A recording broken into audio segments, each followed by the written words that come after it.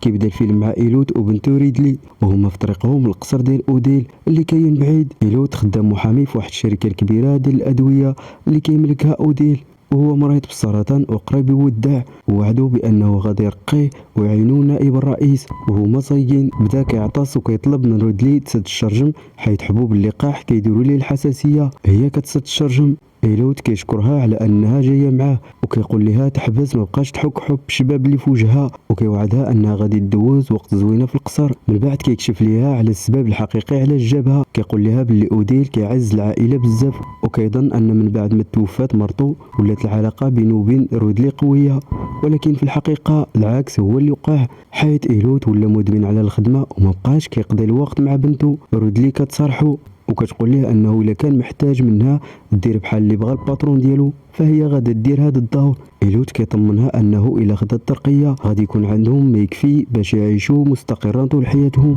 في ديك اللحظه كيجي اتصال من اوديل اللي كان معصب حيت ايلوت تاخر عليه بساعه. ايلوت كيقول ليه راه قريب يوصل، ولكن كيتشتت الانتباه ديالو وكيعود يعطس مره اخرى وكيتصطدم بالغلط بشي حاجه كانت في الطريق. كيهبطوا يشوفوا شنو واقع وكيكتشفوا انه ضربوا واحد قارن صغير اللي كان كيغوت من الالام. رودلي اللي حست بانجذاب غريب ليه بدا القارن ديالو كيشعل، شدات القارن ديالو بيديها وفجاه كتلقى راسها في واحد العالم اخر، ولكن باها بدا كينادي عليها ولكن ما كتسمعوش. ايلوت كيضرب واحد القرن في راسو كينقز عليهم الدم ديالو. ملي شافوا باللي ما يقدروش يديروا محاميه الحيوانات على اللي وقع قرروا ياخذوه معاهم. من وصلوا للقصر استقبلهم ولد اوديل شيبارد ومرتو بليندا وخدتهم باش يشوفوا اوديل. من بعد ما سولهم على الرحله اوديل سول رودلي واش لاباس عليها حيت باين عليها متوتره من شي حاجه. جاوبته ببساطه انها ما كتحسش براسها مزيانه. شيبارد شاف شي حاجه في وجهها، وهنايا ايلوت اقترح ترتاح شويه وتنعس باش تفيق ناشطه. في ديك اللحظه اوديل كيعترف انه تقبل الحقيقه ديال الموت اللي قريب وكيظن ان ايلوت يقدر يسير الشركه من بعد ما يودع. استغل ايلوت الفرصه باش يهضر على الخدمه، ولكن في وسط الهضره لاحظ انه فاش كيدير النظر ما كيشوفش، حيدهم وكمل شرح الاقتراح ديالو وقال بان بليندا هي اللي تسير المؤسسه وشيبيرد يركز على المشاريع التجاريه ديالو. ملي عطى الاوراق لاوديل باش يوقعهم اوديل وقف وقال ليه انه باغي يقضي شويه ديال الوقت مع ايلوت وريدلي. وفي الفوق رودلي كتشوف حاجه صدماتها، حب الشباب اللي كان عندها في وجهها تحيد. من بعد ما مسات الدم ديال واحد القرن نزلت للطابق التحتاني وجات كتعيط على باها باش يمشيو دابا، ولكن ايلوت صر وقال لها خاصها تبقى معاه حيت اوديل ما غاديش يوقع الاوراق الا ما كانتش معاه. الهضره ديالهم تقطعات ملي سمعوا الصوت قوي جاي من السياره. ايلوت مشى عندهم وقال لهم ان رودلي مريضه، ولكن اوديل واللي معاه حسوا به كيكذب. اوديل بدا كيهضر على الوفاه ديالو وبداو كيسمعوا الصوت برا قوي. خرجوا كاملين باش يشوفوا والشرجم الطوموبيلات كتهرس وكيخرج واحد القرن، ولكن شو الرئيس الامن ضربوا بالقرطاسه مباشره وهما كيتفحصوه. رودلي قالت انه واحد القرن. ايلوت في ديك اللحظه اعترف اخيرا انه هو اللي ضرب وقتل واحد القرن الصغير غير من باب الرحمه. من بعد رودلي قالت لهم ان الدم ديالو وصل لوجهها، وهنا ايلوت لاحظ ان حب الشباب ديالها فعلا اختفى. زاد المفاجاه ملي قال ايلوت ان الحساسيه ديالو حتى هي مشات والبصر ديالو تحسن. رودلي اقترحت يتصلوا بمحاماة الحيوانات، ولكن أوديل رفض وقال أن القوانين والتعقيدات غدا تكون كثيرة، وبدل هذا الشيء اقترح أنهم يديروا تجارب خاصة باش يكتشفوا كاملين القدرات العلاجية اللي ممكن تكون عند واحد القرن. وزاد أوديل وقال باللي إلى علموا السلطات راه غادي يضطروا ياخذوا ايلوت حيث هو اللي كان سواق متهور. في ديك الليله مشى ايلوت يتفقد رودلي، ومن بعد اللحظات قال لها باللي فاش لمسات القرن بان بحال الا جاتها نوبه صراع. رودلي سرات وقالت باللي ما كاينش هذا الشيء، ولكن رفضت تشرح اكثر حيث كانت خايفه يظنها حمقى، ووعدها ايلوت انه عمره غادي يحكم عليها. اخيرا اعترفت ليه انه حست براسها مرتبطه بواحد القرن وكظن وانهم داروا خطا ملي عطاو الجثه للعائله اللي طمعه. ايلوت حاول اقناعها تحبس تهضر على هذا الشيء وتفكر في الترقيه، ولكن رودلي تعصبات وجرت عليه من الغرفه ديالها. ومن بعد وهي كتشوف تصور قدام كانت مصوره فيها هي ومامها.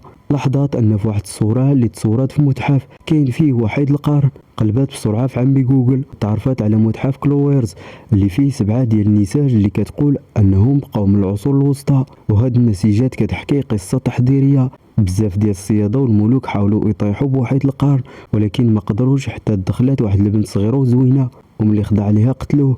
وجابوه للقصر، ومن بعد رجعوه للحياة وبقى حابسينه. ولكن بان واحد القرن في الصورة أخرى كأنه مخلوق وحشي كينتقم. وفي ديك الليلة كانت رودلي كتحلم واحد القرن، وفي الصباح جابوها هي وباها باش يديروا لهم اختبارات باش يشوفوا التأثير ديال الدم ديال واحد القرن على أجسامهم. وخلال العرض التقديمي بدا الدكتور سوين كيشرح القدرات الخارقة اللي كيتوفر عليها واحد القرن. وملي حاولات رودلي تهضر مع باها على هاد النسيجات ورفض إيلوت يسمع ليها وقال لها ماشي الوقت المناسب. في ديك الوقت الدكتورة باتيا كتكتشف أن القرن كيطلق إشارات بيولوجية كهربائية. وزاد الدكتور سوين وقال أن الغبرة اللي كتجي من قرن واحد القرن ممكن تكون عندها قدرة علاجية أكبر من الدم، وهذا الشيء كيستاهل مزيد من الدراسة. شيبيرد وأوديل وافقوا على الفكرة وكمل فريق التجارب ديالهم وحقنوا عينة من الغبرة ديال القرن مخلوطة مع الدم ديال واحد القرن في أوديل.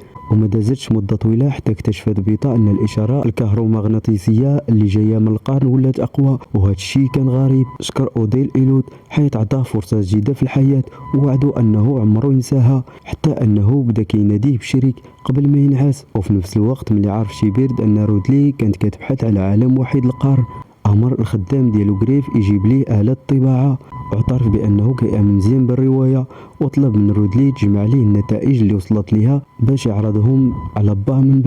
من بعد تصدموا كاملين ملي شافوا أوديل تشافى كليا. الدكتور سوين قال وهو مدهوش أن قرن واحد القرن ممكن يكون فيه سر علاج السرطان. العائلة فرحت بزاف، ولكن رودلي بقات حاسة بشي حاجة ماشي هي هذيك. أمر أوديل العلماء باش يوجدوا واحد القرن باش يجيبوه المقر ديالهم ويكملوا عليه الدراسات، ولكن الدكتور سوين قال ان التسلسل البروتيني اللي في القرن صعيب بزاف يتعاود او يتقلد. وفاش كانت رودلي كتطبع صورات النسيج حاولت تجبد الانتباه ديال العائله، ولكن هما كانوا مشغولين بزاف وهما كينشروا الاخبار على هذا العلاج العجيب. وملي عبرات رودلي على مواقفها لباها لقاتو حتى هو مشغول بزاف بالامكانيات الماليه اللي ممكن يحققوها. ومن بعد قالت لهم رودلي ان تقريبا 1000 عام هذه كانوا الناس كيشوفوا واحد القرن كمخلوقات متوحشه، وحكايت كيفاش الصيادين اللي حاولوا يروضوه وكلهم تلاقوا مصير خايب، وان واحد القرن كيعتبر رمز ديني كشبيه المسيح. وختمت كلامها وهي كتطلب فيهم باش يطلقوا سراح واحد القرن الصغير، ولكن العائله ضحكات عليها. أوديل شاف إيلوت وتعصب عليه على التصرفات ديال رودلي. من كثرة الإحباط خرجت رودلي من الدار ومشات للسيارة، وفوق منها شافت شي ألوان غريبة في السماء، وفي نفس الوقت كانوا كيحرقوا واحد القرن وسط النفق، ولكن الضوء ولا كيضوي ويطفى، والإشارات الكهرومغناطيسية زادت وتحبست جميع الأجهزة الإلكترونية. أوديل أمر إيلوت باش يشوف شنو واقع، وفاش دخل إيلوت للنفق جا قارن واحد القرن وطعن الدكتور سوينك بشكل مفاجئ. في برا واحد القرن كحل بدا كيجري بقوه، وبدا شو الحراس كيطلقوا عليه النار. ومن بعد رجعت رودلي للسياره وتعرضت للهجوم. إيلوت جرى عندها وساعدها تهرب، وباش تحمي باها غوتت عليه وقالت ليه يهرب للمكان امين وهي غادي تلهي واحد القرن. تخبات في غرفه قريبه وبقات كتشوف من ثقبه في الباب قرن المخلوق كيقرب منها، وفاش قرب يوصل ليها بدا الحراس كيعاودوا يطلقوا النار، وهكا اضطر واحد القرن يتراجع. من بعد مشاشو وشاف الدم في الارض ظن انهم جرحوه. وملي دخلوا شيبيرد بدا كيلوم رودلي حيث ما حضرتهمش من هذا الشيء. ردت عليه رودلي وقالت لي انه قالت لهم، ولكن هما ما بغاوش يسمعوا ليها. ومن بعد صرحات انها حست بارتباط خاص بينها وبين واحد القرن ملي لمست القرن، وحتى الوالد ديالها حس بنفس الشيء. بليندا قالت ممكن هادشي علاش ما هاجمش رودلي، وقالت رودلي خاصهم يطلقوا سراح واحد القرن صغير. ولكن أوديل وقف كلامها وقال ان ما يمكنش يخليو الابرياء يموتوا بلا فائده، وخاصهم يصيدوا واحد القرن المصاب باش يستافدوا منه. بليندا وافقات وقالت ان هادشي في مصلحه الجميع، وهما مسلحين ببنادقهم. أوديل وإيلوت وباقي الحراس كيوجدوا باش يخرجوا يصيدوا. رودلي بقات كتوصل باها باش ما يمشيش، ولكن قال لها خاصو يمشي من اجل مستقبلهم. وفي نفس الوقت شيبير شدد انتباه الدكتوره باتا وهي كتهضر معاه على موت الدكتور سوينغ، وقال لها انه مات في سبيل قضيه نبيله، وبينما هو كيسرق القرن المسحوق. وملي بقى بوحدو فرق المسحوق وشمو بحال الا كيشم في الكوكايين.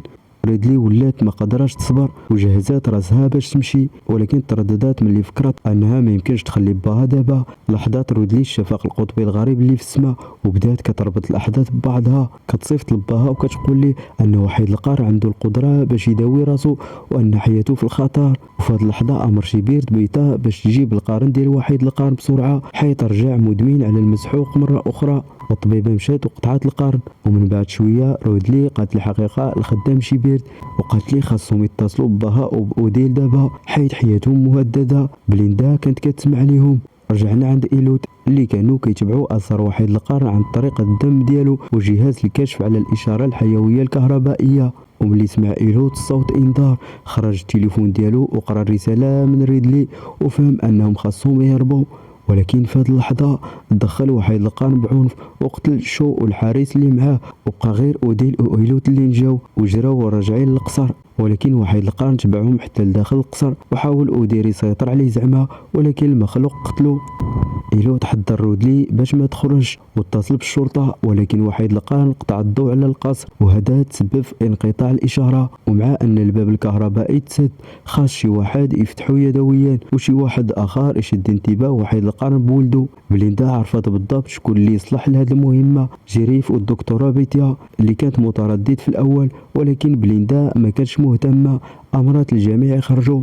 من بعد ما تأمل القرن داخل حاوية محمية قالت الدكتورة بيتا إيلود بطريقة غامضة أنه خاص الواحد يهتم براسو وما يعتمدش على الناس بحال أوديل وبليندا، حيت في الأخير كل واحد غير كيشوف مصلحته. ومن بعد دفعات وحيد القرن صغير لوالديه. ومن شغلات بليندا الطوموبيلة لاحظت أن ولدها ما كاينش وجرات رجعت للداخل.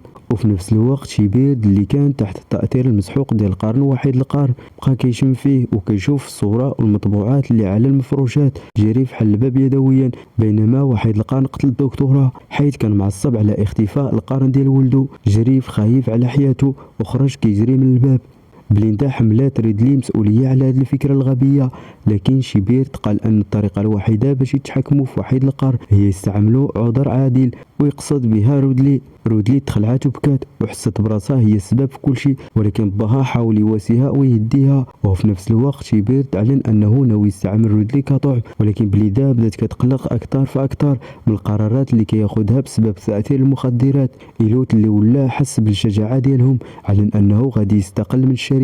هو وريدلي حاولوا يخرجوا لكن شيبيرد سد عليهم الطريق، وقبل ما يبداو يتناقشوا وحيد القرن دخل بقوه وهربوا كاملين. في واحد الغرفه مسدوده رودلي وإيلوت كانوا كيسمعوا المخلوقات كيدوروا برا، وشيبيرد وبليندا كانوا هاربين معاهم الحاويه ديال القرن. شيبيرد خدا بلاصتو تحت الطبله واقترح انهم يستعملوا رودلي باش يصيدوا وحيد القرن ويربيوه، لكن سرعان ما لاحظوا ان القرن ما بقاش واتضح ان إيلوت هو اللي خداه. قال رودلي انه دار هاد الشيء باش يحمي المستقبل ديالها ويفي بالوعد اللي عطاها لامها. عبر حتى هو على الندم ديالو حيت ما كانش اب مزيان، وريدلي اثرات وعنقاتو. وفي نفس الوقت شيبيرد اللي كان مسلح بقوس والسهم كان كيتسنى يواجه وحيد القرن، ولكن قدام عينيه وحيد القرن قتل الام ديالو بطريقه عنيفه وما قدر يدير والو وبقى غير كيتفرج فيه.